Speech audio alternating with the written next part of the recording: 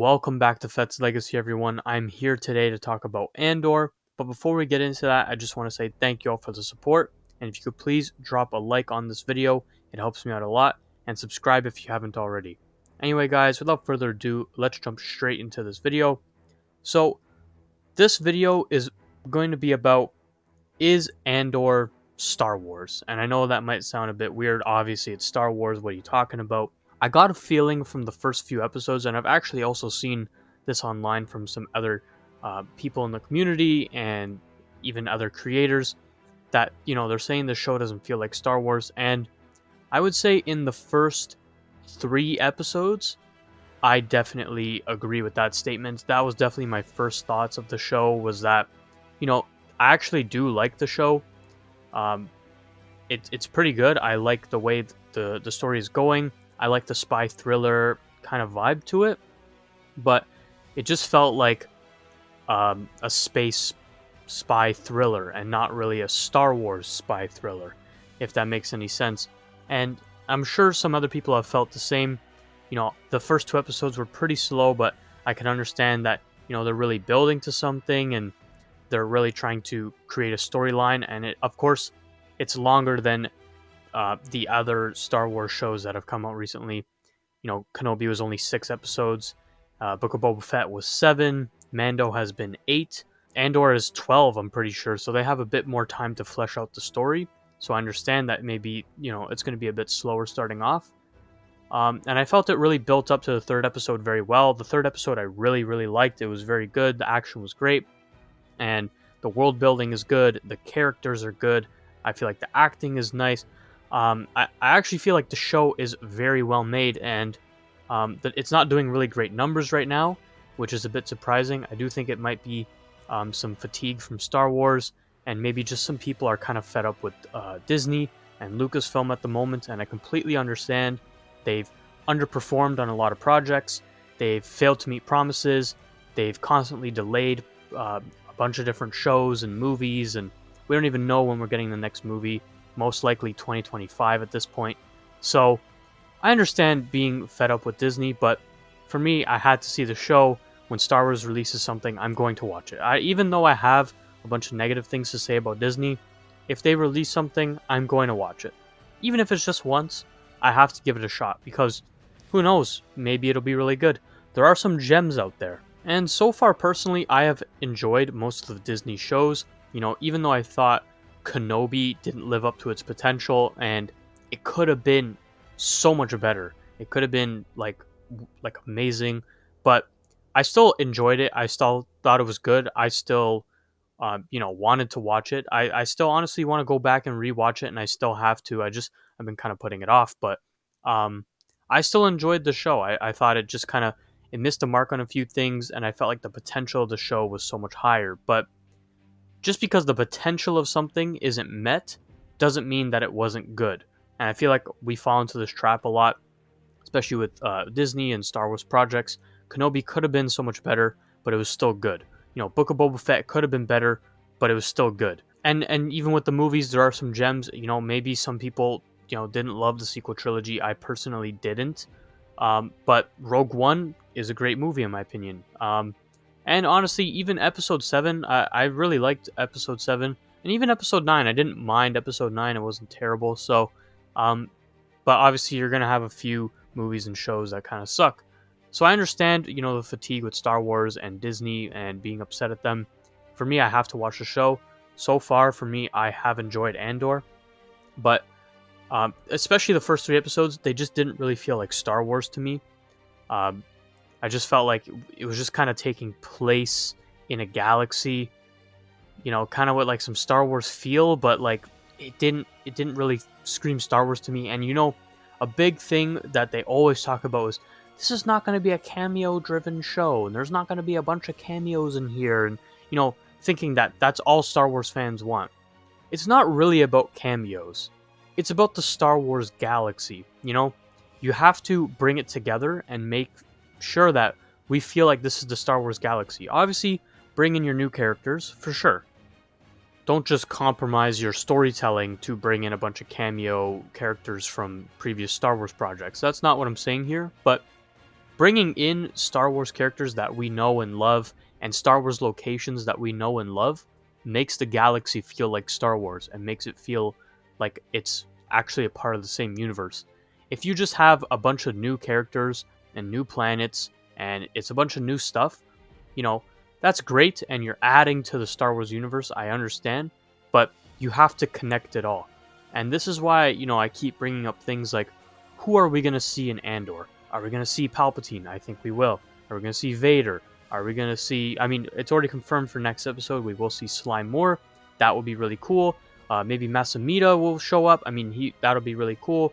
I have been saying I want to see bounty hunters in shows again. I've been saying that for a long time now. I am a bounty hunter fanboy, obviously. But I just feel like it brings the Star Wars universe together and makes it feel like Star Wars. Some of the best parts of Star Wars and the original trilogy and the prequel trilogy, was a bunch of these cool characters coming in and seeing them again and the recurring themes and the recurring planets to make the universe feel whole.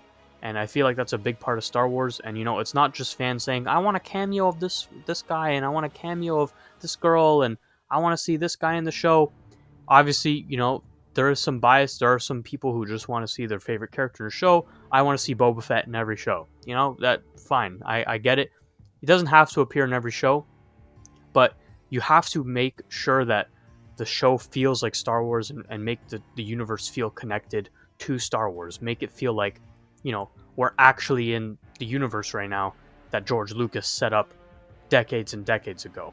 So by bringing in characters that we know and love and trust and are used to, you build up the trust and the Star Wars feeling for people. And I feel like the first 3 episodes just didn't really have enough of that. And I understand that they're building towards something. And I thought they were good episodes. Don't get me wrong. So far I've enjoyed Andor. It's been a good show. I have high hopes and I like where it's going. But I've seen a lot of people saying this doesn't feel like Star Wars. A lot of people aren't enjoying it right now. The numbers aren't really high. Personally, I think it's a bit too early to say that. Some people are saying, oh, I'm done with Star Wars after 3-4 episodes of Andor. For me, that's a bit ridiculous. I don't think it's that bad to say that. And I think at least, give the show a shot. Like, at least finish it. If the show finishes and you still feel like that, then fair enough. You know what I mean? But give it a shot. Let's see the 12 episodes and then make our judgments about it. Like I said, I did feel the same. I said this wasn't really Star Wars for me, and that's kind of why I didn't upload after the first 3 episodes, because I felt like maybe it's too early to say anything. But at first, my first thoughts were, this isn't really Star Wars, and it's not really appealing to me. It felt a bit slow. I like the story building, but for me, it was just Cassian Andor was kind of a throwaway character anyway, and you didn't bring in anyone that I cared about. But now, after episode 4, I'm really starting to have a lot of hope.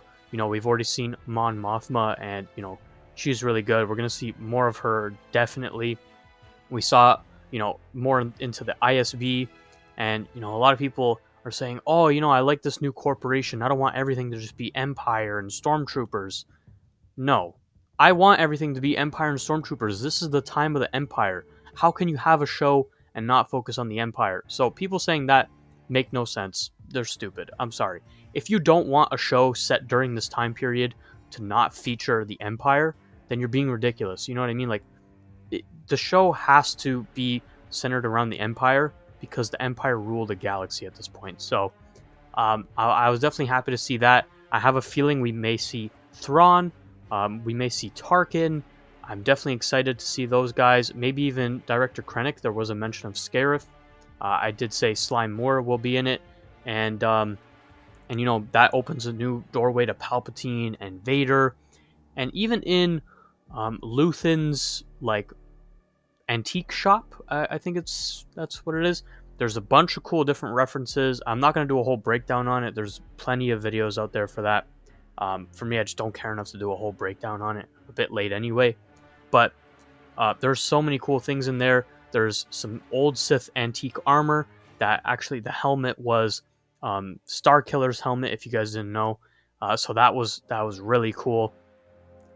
There's even some Mandalorian armor in there, which some people, for some reason, are saying it's Jango Fett's armor, it's Din Djarin's armor, just because it's silver. No, guys, let's stop right here.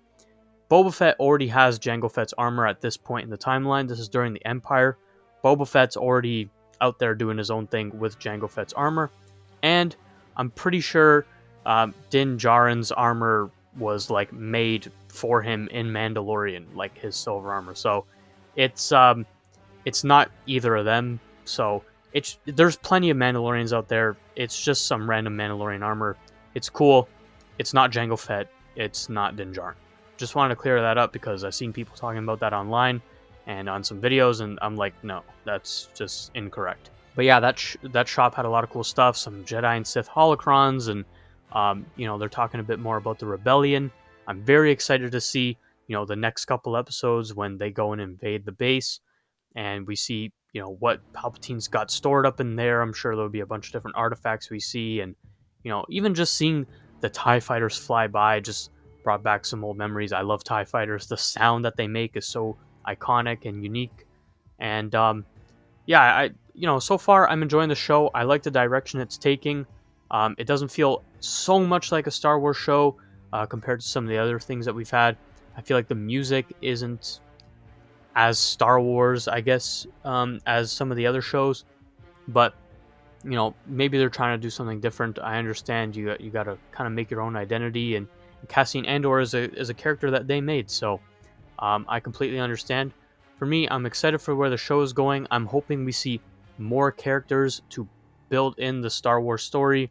Like I said, we will see Sly Moore and some other characters appearing soon.